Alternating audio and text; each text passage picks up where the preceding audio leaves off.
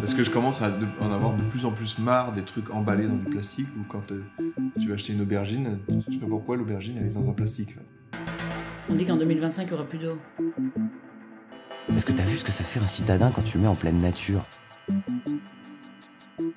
Je sens quand même en moi que j'ai une mission à accomplir. Allez, c'est parti.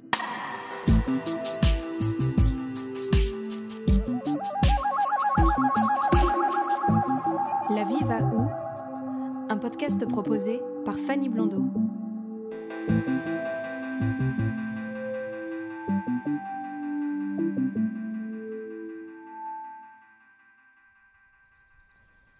Vous êtes-vous déjà senti complètement ignoré par nos politiques ? Vous êtes-vous déjà demandé à quoi servaient encore nos votes ? Quand je suis arrivée en Belgique en 2011, le pays était en pleine crise politique. 541 jours au total sans gouvernement. Ce qui m'étonne le plus en y repensant aujourd'hui, c'est que les citoyens et résidents belges ont continué de vivre et de travailler sans forcément s'alarmer de ce qu'il se passait au-dessus d'eux. Pourquoi la politique est-elle si loin de nous ? Pourquoi avons-nous souvent la sensation de ne pas être entendus ou soutenus ? J'ai commencé à rencontrer les participants et participantes de ce podcast quelques semaines avant la première mobilisation des Gilets jaunes en France, le 17 novembre 2018. Jusqu'à quand notre système politique pourra-t-il tenir ? Épisode 4. Un système solidaire est-il possible ? Ça va peut-être être un peu provocateur, mais parce qu'on est au lendemain des élections européennes, là, j'ai l'impression que les personnes à la botte des politiques, c'est celles qui votent, celles qui jouent ce jeu, où pour moi maintenant ça m'a l'air complètement vain en fait. Parce que j'ai voté aussi, hein. Mais je me sens pas concerné, je me sens pas, du coup, comme je me sens pas concerné, je me sens pas à la merci, je me sens pas à la botte de ces gens, parce que je me dis qu'ils sont pas si puissants. Ou que s'ils sont puissants, de toute façon, ils sont pas dans mon camp, et qu'ils feront rien pour moi, pour m'aider, et que ça fait très longtemps, je crois que j'ai pas compté sur ce système politique-là, en fait. Je compte sur mes alliances, mes solidarités, les groupes, les personnes avec qui je suis, pour faire avancer les choses, pour être bien, pour créer mes espaces de sécurité, de confort. Donc en fait, je me suis pris en main et j'ai décidé que voilà, il y a que moi qui vais réussir à faire ça en fait. À mon échelle à moi. Mais ouais, j'ai cette un peu ce relent pas très optimiste du coup de me dire ils feront ce qu'ils veulent, quoi qu'il arrive. Ils vont réussir à faire ce qu'ils veulent, et je crois pas, parce que finalement, c'est quoi les pouvoirs des politiques ? J'ai l'impression que c'est le pouvoir des lois, et c'est le pouvoir d'orientation des budgets. Donc ça fait très longtemps que le budget de la culture, ils nous ont quittés. Ça fait très longtemps que les budgets, ils vont vers des choses qui me concernent pas, en fait, où je me sens pas aidé, et je me sens pas pris en considération, donc nié, donc voilà, j'ai quitté le truc. Et les lois, le système de légifération, ça sert juste à rendre légal ou illégal certaines choses et certaines pratiques, mais ça va pas m'empêcher d'être qui je suis ou d'avoir le corps que je veux avoir et d'avoir les pratiques que je souhaite faire. Donc non, j'ai un peu lâché ça, et donc je me sens pas à la botte des politiques, je me sens pas lié à eux en fait. Juste. Donc non. C'est comme deux mondes. Ouais, c'est ça, c'est deux mondes séparés. Il y a eux qui s'auto-congratulent de faire des trucs qui pour moi est une illusion totale, et ensuite nous, qui galérons et qui essayons de refaire autre chose, et c'est en ça que je crois plus. Je pense que ce système vit ses derniers temps. Il vit sa fin, là. Il vit son agonie. Éric Hazan, écrivain, fondateur de la maison d'édition La Fabrique et historien de la Révolution. L'extrait choisi est tiré d'une interview réalisée par RT France en janvier 2019. Je pense que les gens n'en veulent plus. Ils veulent avoir directement accès à la formation et à l'application des lois.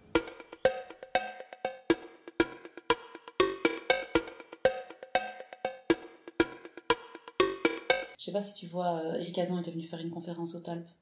Et il avait dit que si l'initiative citoyenne ne parvenait pas à prendre le pas sur les multinationales, sur les machins, etc., c'est parce qu'à chaque fois, après une révolution, on mettait un autre pouvoir en place, qui voulait soi-disant autre chose, et qu'en fait, tant qu'il y a le pouvoir, il y a ceux qui gouvernent, qui prennent les décisions. Et donc, c'est ce que j'essayais de dire juste avant, mais j'arrêtais pas à le dire.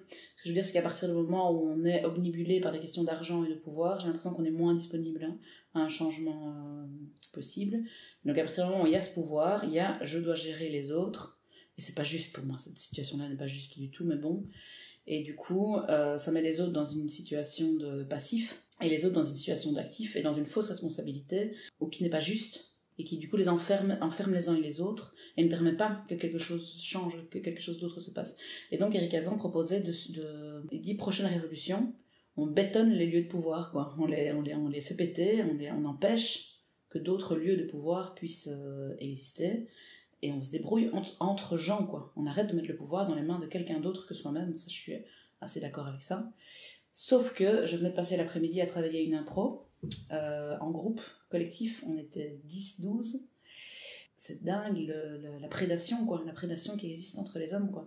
Directement, il y en avait 2 qui avaient pris le pouvoir sur le groupe, et qui disaient à chacun ce qu'il devait faire, et si un peu il y avait des gens qui étaient un peu réticents, bah non, ferme ta gueule, quoi, vas-y, on essaye ça, oui, mais il faut quand même essayer quelque chose. J'ai l'impression que, en tout cas dans ce qui concerne l'organisation sociale, il y a 2 tendances que je trouve extrêmement naturelles, parce qu'elles sont animales. C'est la prédation, quoi, donc que certains prennent le pouvoir sur d'autres, ou un espèce de... qui existe aussi un mort dans les collectifs de création, ou un espèce de truc, on n'arrête pas de se mettre d'accord, et ça n'avance nain, quoi, parce qu'on n'arrête pas de parler, chacun donne son avis, et ça n'avance jamais, quoi. Et donc, j'y crois quand même, ces organisations, enfin, je crois que c'est quand même par là que ça va aller, mais il y a ces tendances-là qui pour moi sont très empêchantes, quoi, mais je pense qu'il y a d'autres... Enfin, qu'on est de plus en plus en train de réfléchir et de trouver des choses... le consensus qui permettent de fonctionner en groupe, mais on n'est pas habitué à ça, on n'apprend pas ça, quoi. Il y a une école en Angleterre où les enfants y vont une fois qu'ils ont tout essayé, enfin bref, ils n'arrivent pas à s'inscrire dans le système scolaire. Et cette école ne forme aucune obligation, c'est-à-dire que les enfants peuvent jouer dehors et ne rentrent en classe, entre guillemets, ou dans un cursus, dans un parcours, que quand ils en ont envie. Il y en a qui rentrent assez vite en classe, parce qu'assez vite ils ont envie d'apprendre, ils sont curieux de connaissances. Il y en a qui n'y vont jamais, et qui, tout leur parcours scolaire, entre guillemets, restent à jouer dehors, à faire des trucs et tout. Et en fait, ils apprennent l'organisation sociale. Parce que nous, on n'a pas la place pour apprendre, parce que dans la cellule familiale, il y a l'autorité et les autres, mais des groupes dépourvus d'autorité, où on doit juste essayer de s'organiser ensemble. C'est hyper rare, quoi. Enfin, nous, on y est confrontés dans le théâtre, mais sinon, je trouve que c'est des espaces vraiment très rares dans notre société. Et du coup, on n'est pas du tout habitué à ces fonctionnements-là, et du coup, on tombe dans tous les écueils possibles et imaginables. Mais j'y crois quand même. Je crois que si on s'y frottait un peu plus, on pourrait trouver plein de manières de fonctionner ensemble de manière fluide. Et dans ce cas-là, je pourrais croire à la solidarité. Parce qu'alors, l'homme ne deviendrait plus un ennemi ou un concurrent, ou il deviendrait quelqu'un avec lequel je peux fonctionner.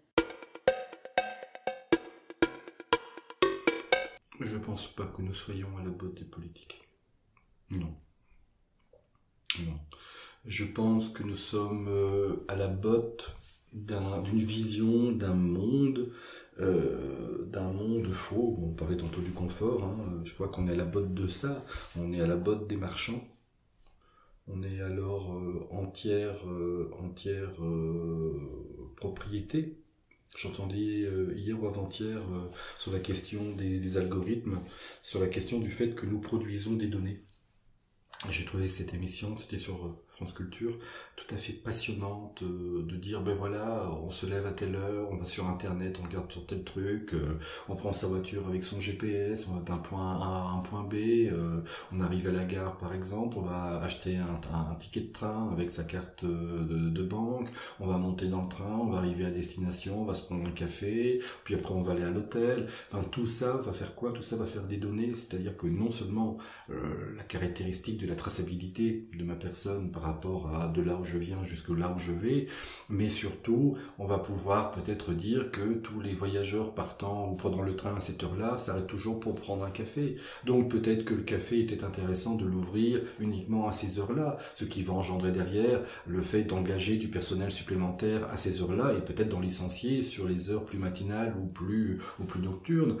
C'est peut-être se dire également que le café que nous allons avoir, comme il ne boit que de l'expresso, on va peut-être arrêter d'acheter du thé et peut-être privilégier l'expresso et l'eau chaude.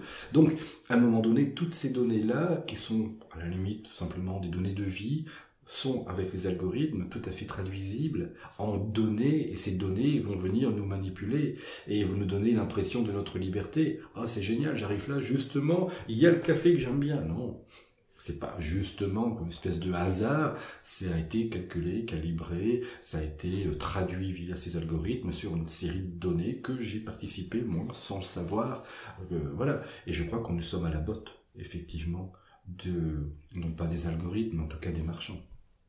Le politique, là-dedans, il fait ce qu'il peut, il comprend pas ce qui lui arrive.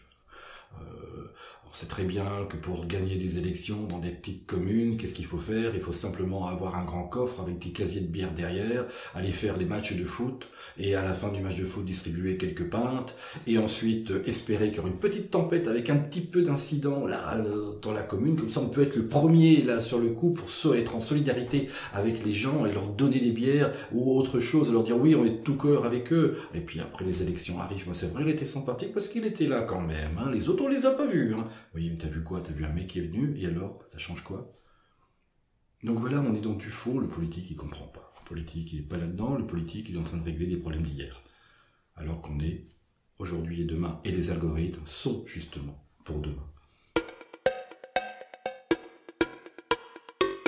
Les gens ne savent plus pour qui voter, donc ils mettent leur haine dans des partis assez extrêmes, pensant qu'il y aura un renouveau. Alors oui, il y aura peut-être un renouveau, mais je ne sais pas si ce sera bien. Je pense pas du tout. Mais oui, il y a un désintérêt, j'ai l'impression, en général, un peu pour la politique. Les gens sont déçus, désabusés, ils savent plus trop pour qui voter. Alors voilà, j'ai un peu peur qu'on refasse les mêmes bêtises, quoi. Hitler, il n'a pas pris le pouvoir, hein, il a été élu. Enfin voilà, c'est peut-être pas la même chose aujourd'hui, mais ça peut se reproduire facilement. Voilà, et je pense qu'il y a des voix qui sont données parce que les gens sont désabusés, ils savent plus trop pourquoi voter. Alors on retrouve des aberrations dans les partis du Front National qui défend la cause animale maintenant. Donc je trouve ça très drôle parce que pour moi ils défendent pas la cause humaine, donc comment ils pourraient défendre la cause animale? Enfin voilà, c'est des choses accrocheuses pour que les gens votent, donc il faut essayer de rester distant par rapport à tout ça. Maintenant, je ne sais absolument pas pour qui voter. Chaque année, je vote pour une idée, mais pas pour quelqu'un, parce que je me sens représentée par personne. Donc je vote pour une idée qui me semble, on va dire, juste. Mais je ne sais même pas si les personnes qui sont dans ce parti se donnent à fond pour cette idée. C'est juste que je ne veux pas m'abstenir, ni voter blanc, ni...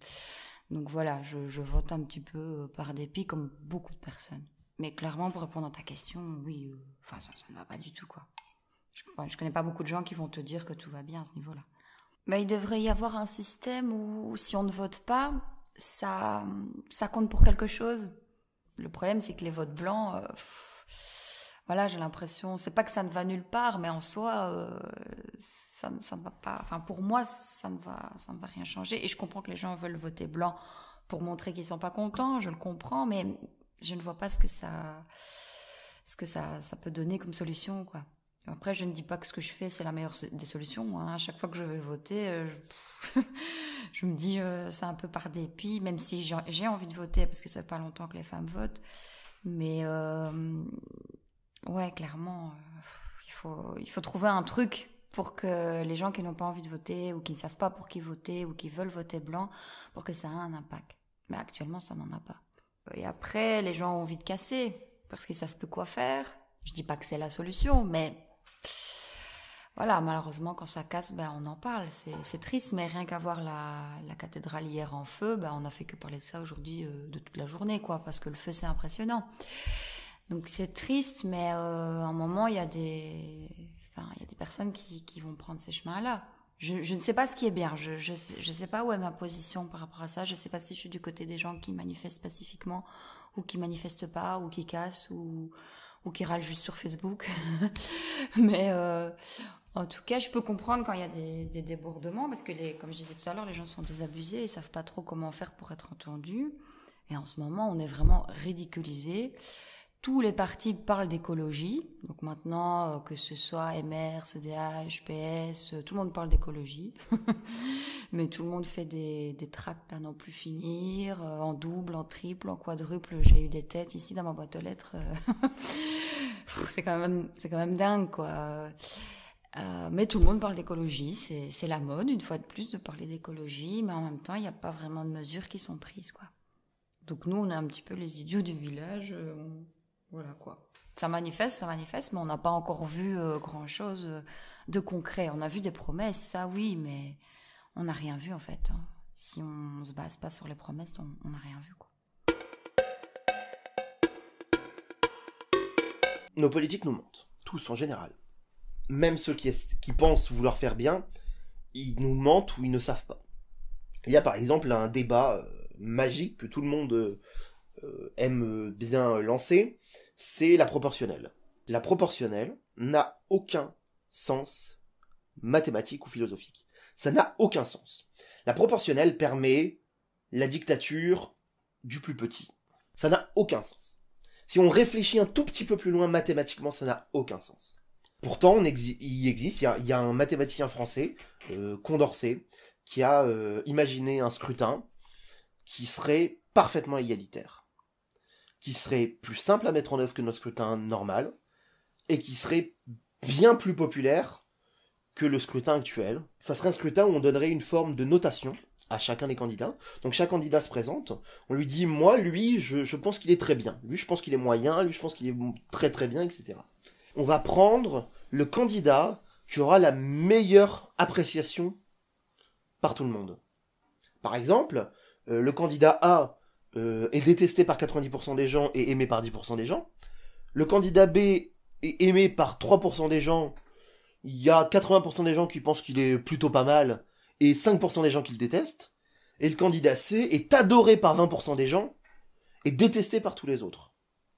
Dans notre scrutin actuel, c'est le candidat C qui gagnerait, parce qu'il est adoré par 20% et détesté par tous les autres, mais ça pose pas de problème. Dans un scrutin proportionnel, ça serait aussi ce candidat-là qui gagnerait, parce qu'il a 20%, et que ceux qui le détestent, peu importe, on s'en fout ceux qui le détestent. Le but, c'est celui que tu préfères, c'est le premier. On te demande aucune autre information, on te demande le premier. Alors qu'avec un scrutin de Condorcet, tu te retrouves à élire le candidat B, parce que le candidat B, il y a 90% des gens qui trouvent qu'il est plutôt pas mal. Et 10% des gens qui le détestent. Si tu te retrouves à élire, 90% c'est extrême, mais même 50%, si tu te retrouves à élire, imaginons que ça soit Macron, je ne sais pas, en l'élisant en disant que, au premier tour, il y a 50% des gens qui le trouvaient plutôt pas mal, et plutôt meilleur que les autres, bah, il est légitime. On peut plus venir lui dire, ah ouais, mais il y a que 20% des gens qui ont voté pour vous.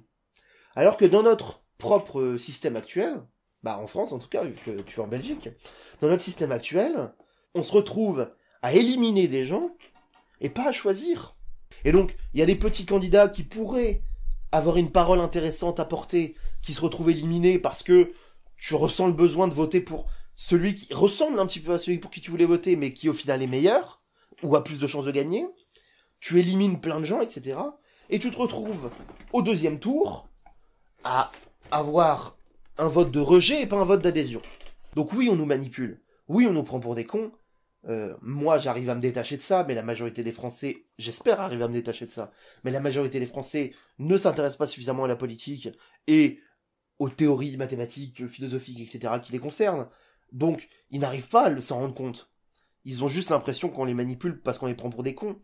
Mais moi, j'ai l'impression qu'on est dans une politique en France où le but, c'est uniquement d'être élu. Il n'y a plus aucune notion de bien commun. Le but, c'est d'être élu, et pour être élu, il faut être clivant. Il faut détester l'autre, il faut critiquer l'autre tout le temps, et pas essayer d'avoir des compromis et d'aller vers quelque chose de mieux. Et donc, on est à la botte des politiques. Leur but, c'est d'avoir nos voix, parce que nos voix leur font gagner de l'argent. Et notre système politique est fait comme ça. Et je comprends pourquoi il est fait comme ça. Et j'ai pas de solution. Mais il y a sûrement des gens dans des think tanks, etc., qui réfléchissent à d'autres solutions, et qui ont peut-être des solutions moins mauvaises, en tout cas. Parce que là, clairement, on peut pas avancer de ce côté-là.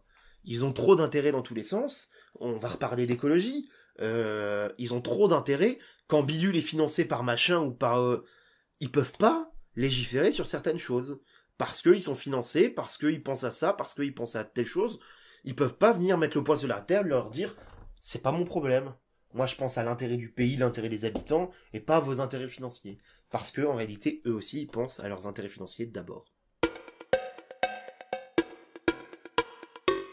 Je souhaite pas du tout qu'ils se structurent. Je pense justement que ce côté désorganisé qu'on leur reproche, on dit mais ces gens-là sont même pas capables de s'organiser, ils sont même pas capables d'avoir des leaders. Tant mieux qu'ils ne soient pas organisés, tant mieux qu'il n'y ait pas de leader. Les partis organisés avec des leaders, on connaît. Hein, on a donné, on a payé, ça va. Là, c'est quelque chose de neuf, de sans précédent. Et mon souhait, c'est que ça évolue dans ce sens, dans le sens d'une, non pas d'une fragmentation, parce qu'ils sont très conscients. Enfin, je ne veux pas me faire le porte-parole des Gilets jaunes, mais j'ai l'impression que les Gilets jaunes de leur ensemble sont très conscients de faire partie d'un ensemble. Cet ensemble, il ne faut pas qu'il se désagrège, qu'il s'émiette. Mais il ne faut pas non plus qu'il se structure, il ne faut pas non plus qu'il cherche à reproduire une formule. On dit, ils vont participer aux élections européennes. J'espère que non.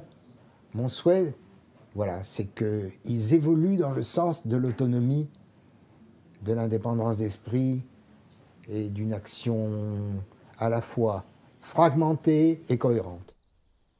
Si nous nous tournons vers un système sans leader, je me suis alors demandé comment pourrions-nous nous organiser. Et surtout, à quel point pourrions-nous être solidaires les uns avec les autres. Mais croyons-nous encore en la solidarité ? Mais je vois que l'homme, il est surtout mu par la peur, quoi, plus que par la solidarité. Enfin, quand je vois qu'il y a tous les migrants qui sont... ça me semble dingue, quoi. C'est des gens qui sont dans des camps, ça me semble dingue. Cette situation me semble complètement folle pendant que nous, on est dans nos maisons, dans le camp, et encore, quand ils ne sont pas dans des parcs. Et la chancelière allemande est prête à ouvrir les portes au nom de la solidarité, de l'Europe, de machin, et les gens disent non. Non, on a peur, quoi. Non, fermez les portes, on a peur. Donc j'ai du mal à croire à la solidarité parce que je pense que tout le système politique, tout le système économique, tout est fondé sur la peur, en fait. Peur de manquer, peur de pas... peur de l'autre, peur de la sécurité, machin, renforcer les systèmes de surveillance, tout ça. Et que c'est quelque chose que j'entends tellement, moi qui travaille avec des enfants, mais dans tous les âges, quoi. Que si je donne à l'autre, alors j'aurai moins pour moi. Donc c'est vrai que c'est bien de donner à l'autre, mais quand même, il faut que je garde assez pour moi. Moi, dès que je regarde tout ce qui ne va pas dans le monde, ça me coupe complètement, je parle d'un point de vue écologique, ça me coupe, entre autres, ça me coupe complètement de ma capacité à agir, parce que je suis anéantie. Je suis dans la peur, en fait. Comme quand Angela Merkel propose d'ouvrir les portes, et donc ça me coupe de ma capacité d'agir, ça me met dans ma peur de « Ah, je vais mourir », ou je ne sais pas, ou « Ah, on va tous mourir », ou « Ah, la race humaine va s'éteindre, les dangers arrivent », ça me met dans la peur, en fait. Et donc je vais être contre Donald Trump, je vais être contre mon semblable, en fait, quoi. Et moi, je préfère être pour. Je préfère être pour d'autres choses, quoi. Justement, moi, c'est ça le truc qui m'anime et qui me donne envie, machin, c'est que justement, je ne crois pas au libéralisme de tout le monde peut faire ce qu'il veut et libre de machin, parce que je crois en la solidarité entre les gens. Enfin, c'est un mot un peu... C'est parce que du coup, quand on entend solidarité, moi j'entends, je sais pas, les Solidays, tu vois, le Parti Socialiste, enfin, l'espèce de truc... C'est devenu un truc, mais complètement abbé Pierre, de gaucho catholique, voulant aider les pauvres.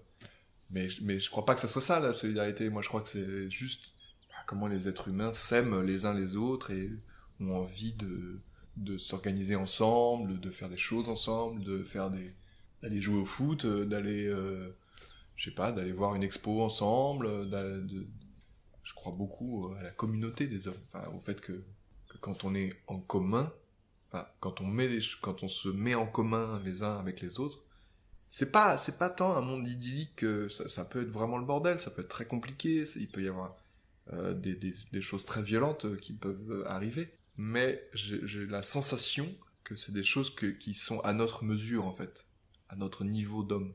Que le problème d'aujourd'hui, c'est qu'on se prend un peu trop pour des dieux, quoi. Et que c'est ça qui fait, qui fait le bordel. Je sais pas trop ce que ça veut dire croire en la solidarité. Je crois à l'humanité qui est passionnée, je crois à des choses qui sont ponctuelles, qui durent pas longtemps, mais qui peuvent faire bouger, qui peuvent amener à avoir une conscientisation d'une souffrance, quelle qu'elle soit, une espèce d'empathie, voilà, très ponctuelle. Maintenant, à la solidarité, on est solidaire, mais jusque où, jusque quand? On est dans une société qui a perdu du lien. Je crois beaucoup plus en une solidarité de projet, peut-être, effectivement. C'est-à-dire qu'à un moment donné, il y a quelque chose qui me passionne, que j'ai envie de partager, de donner du temps, mais du temps court, pas du temps long, sinon ça serait une mission, mais d'avoir du temps court à donner pour telle ou telle chose. Tu dois déménager, je viens te donner un coup de main, je suis solidaire, je sais pas, t'as plus de boulot, t'as plus de maison, mais tu viens à la maison, t'es la bienvenue. Mais si tu y restes 4 ans, on va commencer à tirer la gueule quand même, tu vois. Donc la solidarité, elle est liée à un projet de vie concret, etc. La politique, hier j'étais avec un politicien et je parlais, il disait oui, le problème du politique, c'est qu'il est toujours en train de légiférer sur aujourd'hui. Je me suis permis de lui dire non, il est toujours en train de légiférer sur hier, puisqu'il part du constat des problèmes d'hier pour pouvoir légiférer, alors que normalement, et là où on doit être, c'est d'avoir une vision pour demain et après-demain, et là on n'en a pas de ces visions-là. Par contre, on la retrouve auprès des scientifiques, on le retrouve à partir de certains enseignants, de certains, voilà. Il y a des milieux qui, à un moment donné, effectivement, remplacent le politique. Alors on peut souhaiter peut-être se dire que le politique sert plus à grand chose. On l'a bien vu en Belgique, quand il n'y a pas de gouvernement, on n'a jamais été aussi bien. Donc, je crois que la véritable question, c'est quel projet de société demain pour cette réalité-là qui est présente. Mais encore une fois, c'est quel projet de société pour demain. Et je pense qu'on n'est pas dans la question de la solidarité, et je pense qu'on ne doit pas être dans la question de la solidarité, parce qu'on va épuiser alors les gens. Donc non, quelle société? Enfin, il y a quelque chose d'aussi très confortable, encore une fois, dans le fait de remettre son pouvoir d'agir à quelqu'un d'autre, quoi. C'est tellement confortable. On avait parlé d'une politique plus horizontale, quoi, où chacun, par exemple, prendrait son tour dans la politique une fois tous les 10 ans, ou enfin, que sais-je, quoi, que tout le monde, que ce soit une participation, que la politique soit vraiment faite, genre Athènes, quoi, avec le peuple. Non, mais tu rigoles, moi j'ai pas du tout envie, quoi. Ah ouais, j'ai pas du tout envie de commencer à réfléchir pour les autres, c'est pas réfléchir pour les autres qui me dérange, c'est prendre des décisions pour les autres. Moi j'ai pas du tout envie de ça, j'ai envie que chacun prenne ses décisions, et je ne me sens pas du tout capable de prendre des décisions pour les autres. Enfin, je suis évidemment pas d'accord avec moi-même, quoi. Je me dis, c'est fou comme mon cerveau est habitué au système, et comme c'est confortable de se délaisser de ce pouvoir-là. Donc bien sûr, ça me dérange que des gens prennent des décisions. Bien sûr, je préférerais un système vachement plus participatif. Je remarque juste, oui, vraiment, même si avec tous les efforts que ça me demanderait, je remarque juste que moi qui suis assez, éveillée à cette possibilité, ou qui a assez d'outils pour pouvoir entrevoir des changements, je me rends compte qu'au moment où on me le propose, ma réaction c'est de faire « Oh non !» Alors que, non, pas « Oh non !» si. Enfin, tu peux pas avoir le beurre et l'argent du beurre, quoi. Il y aura des trucs désagréables là-dedans, mais si tu veux pas qu'on prenne des décisions pour toi, alors il faut que toi tu sois capable de... Il faut que tu prennes tes couilles en main, quoi. Il faut que tu y ailles un peu, quoi. J'y crois pas trop en ce moment. Je constate des choses, comme je l'ai dit en revenant à l'essentiel, je le crois, des interactions sociales que j'ai avec mes amis actuellement, et avec les gens que je rencontre par leur biais. Du coup, on s'entraide, forcément. On a appris à s'entraider, on a appris à être solidaires les uns des autres, dans les blessures, dans les peines, comme dans les joies aussi, quelque part. Mais en soi, actuellement, je le vois pas vraiment autour de moi. Les gares où t'as des flux de personnes qui vont à un endroit, d'autres qui sortent d'un train et qui vont à un endroit en ville, d'autres qui vont à un train, enfin, des gens qui se croisent tous en général. Personne se parle, enfin, les gens qui se connaissent se parlent, mais et tout le monde a son flux un petit peu déterminé. Quelque part, tu vas à une destination, donc tu te dis, j'ai pas le temps d'accorder du temps aux autres. J'ai ce petit égoïsme, en fait, qui vient, qui est comme ça. Quelqu'un qui s'est cassé la gueule dans l'escalier, bon, il y a tellement de gens dans une gare qu'il y a bien quelqu'un qui va s'en occuper. Comme avec le climat en général, bon. Ou avec l'environnement, bon. Il y a tellement de conneries qui se passent que bon, il y a bien quelqu'un qui va s'occuper de ça, et du coup, moi, je suivrai le mouvement à ce moment-là, on verra. En ce moment, je ne vois pas du tout enfin, après, je suis peut-être pas au bon endroit, je regarde pas au bon endroit, mais actuellement, je vois pas souvent de solidarité entre les gens. J'ai l'impression que chacun se construit dans le conflit et se sent mieux. On est plus heureux quand on voit que l'autre il souffre plus. J'ai fait Erasmus, j'ai vu plein de monde. On s'est tous sentis européens avant d'être allemands, russes, même des Russes qui étaient avec nous en Erasmus, parce que il y en avait. Je sais pas s'ils étaient payés par Erasmus, mais ils étaient avec nous dans l'université où j'étais. Même eux, ils se sentaient d'abord européens avant de se sentir russes, parce que ils ont été élevés là-dedans, dans la communauté, dans l'autre. Mais il y a des gens qui sont pas élevés là-dedans, et il y a des gens qui préfèrent voir les autres souffrir. Et ils veulent pas partager ce qu'ils ont, ils estiment que ce qu'ils ont c'est pas assez, et que ce qu'ils ont ils le méritent, et que les autres ne le méritent pas. Mais, de mon point de vue, et du point de vue de quelques autres personnes, hein, je sais qu'on existe, hein, on n'arrive pas à comprendre. Et encore une fois, je suis pas dans le conflit, je suis pas au NPA, etc. Je trouve qu'ils sont fous, parce qu'ils sont dans le conflit dans l'autre sens. Ils sont dans l'extrême inverse. J'arrive pas à les comprendre pour ça. Parce qu'ils sont dans une autre forme de violence, ils sont pas vraiment dans la solidarité. Ils sont dans la haine de ceux qui haïssent. Ce qui n'est pas non plus la solution. Mais pour moi, on est une humanité. Voir des gens crever de faim peu importe où dans le monde, ça me choque. Même s'ils sont pas français, j'en ai rien à foutre. C'est absolument pas mon problème. Et à l'inverse, quand je vois des SDF qui me réclament de l'argent, je donne pas toujours. Parce que je peux pas donner toujours. Je peux pas tout seul donner à tout le monde. C'est pas possible. C'est pas possible, je peux pas... sinon, moi je vis plus, je passe ma journée à donner. Et j'ai mon confort, on en revient au même. Mais, la solidarité, on voit clairement que les gens veulent que ça soit pour eux et pas pour les autres. Il faut être solidaire avec eux. Tout le temps. Et pas avec les autres. Donc c'est pas de la solidarité. C'est juste de l'envie. Ils ont envie l'autre. Donc pour moi, la solidarité n'existe pas. La solidarité nationale, elle n'existe pas. Et personnelle non plus. Il y a des gens qui sont solidaires, ça existe. Ponctuellement. Et encore. Et par exemple, les religions, on saute du coq à l'âne, mais c'est important pour moi, ont d'une certaine façon cassé ça. C'est que on nous a fait croire, pendant des siècles, que la solidarité, la générosité, te permettait d'aller au paradis. C'est qu'en réalité, t'étais pas gentil pour être gentil. T'étais gentil pour y gagner quelque chose. Et on a été éduqués là-dedans depuis des générations. Depuis toujours. Sauf que ça, on n'y croit plus. Il y a quelques personnes qui y croient. Mais la majorité n'y croit plus.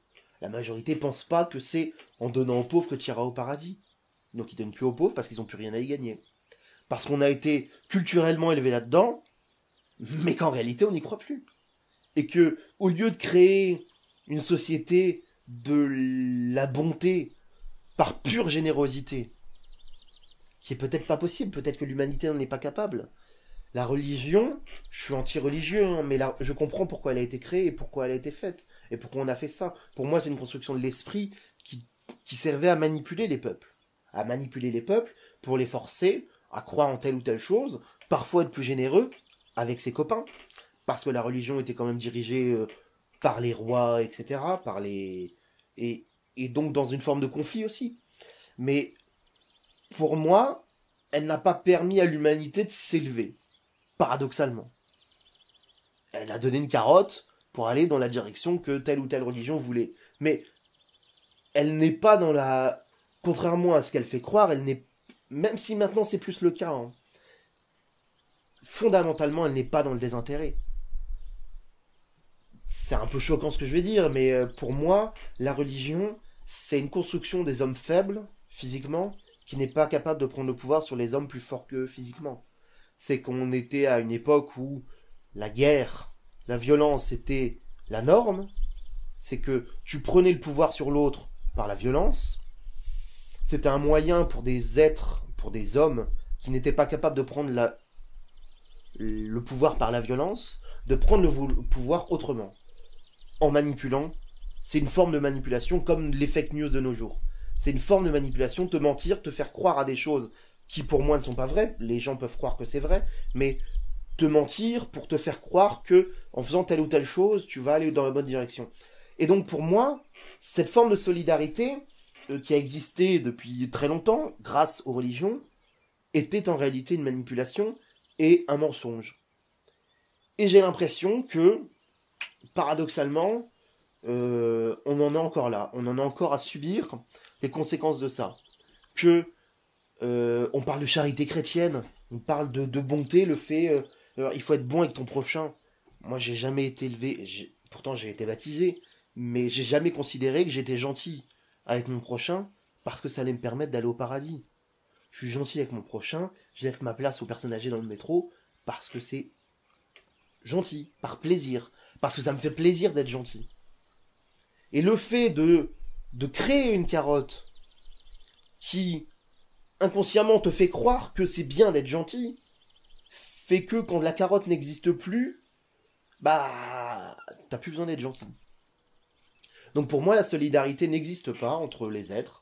Il y a des gens solidaires, mais la solidarité dans l'absolu n'existe pas. Et il y a des explications à ça. Il y a des explications dans tous les sens à ça. Dont la religion. Dont la religion, dont nos guerres, dont nos peuples se sont construits dans le conflit avec l'autre. Dans la détestation de l'autre, dans la haine, notre civilisation s'est construite là-dessus. Je crois à la solidarité, oui, mais surtout à la fraternité. Pour moi, j'entretiens une relation fraternelle à autrui qui fait bien sûr partie de ma démarche de foi. Mais même au-delà de ça, je pratique ce qu'on appelle la liturgie du seuil. C'est-à-dire que je suis pratiquante, mais ce qui se passe à l'église, je m'en fiche complètement. C'est-à-dire que je fais mon travail et tout ça, je prie intérieurement. Mais pour moi, c'est ce qui se passe une fois que je suis sortie. C'est ça qui m'intéresse. Et j'aurais aimé d'ailleurs pouvoir être diaconesse, et malheureusement, c'est un autre débat, mais la place de la femme dans l'église n'existe pas, et je le condamne sévèrement. Bref. Et donc je crois à la fraternité, et je vais visiter les personnes qui en ont besoin. Je vais visiter les malades. Enfin les malades que je connais, pas ceux que je connais pas, mais c'est déjà ça. Je passe des coups de téléphone, j'envoie des SMS. Donc pour moi, solidarité égale fraternité égale prendre soin d'eux, quelle que soit la condition et et je suis capable de prendre une après-midi de congé pour aller voir une personne ou prendre 2 heures. Cette richesse-là, qui est donc une richesse du cœur, elle est indispensable. J'ai notamment une personne à qui je téléphone régulièrement. Je sais que quand je l'appelle, je vais être son rayon de soleil pour les 2-3 jours à venir. Et pour moi, ça n'a pas de prix. Et c'est pour moi une véritable inquiétude, notamment par rapport à un 2e petit enfant qui va arriver dans notre famille, c'est que ça va péter. C'est-à-dire que, oui, la solidarité existe, mais comment on va faire ? Comment on va faire pour accueillir tous ces gens dans la dignité, quand on voit déjà comment ils sont là, avec cette antinomie, avec toutes ces montées nationalistes, racistes, antisémites, donc peur, crainte, et donc rejet, et donc dégoût de l'étranger, ce sont des mots à vomir tout ça. Je me dis que s'il n'y a pas cet élan solidarité, il y a guerre.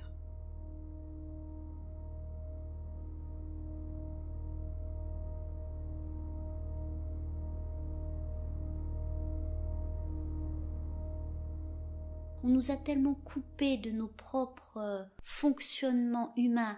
Et j'allais dire, dans cette société française qui est quand même pas mal étriquée socialement, que j'ai envie de m'inspirer d'autres cultures pour retrouver la solidarité. Il y a des endroits où ça va de soi d'être solidaire, ça va de soi de parler aux gens.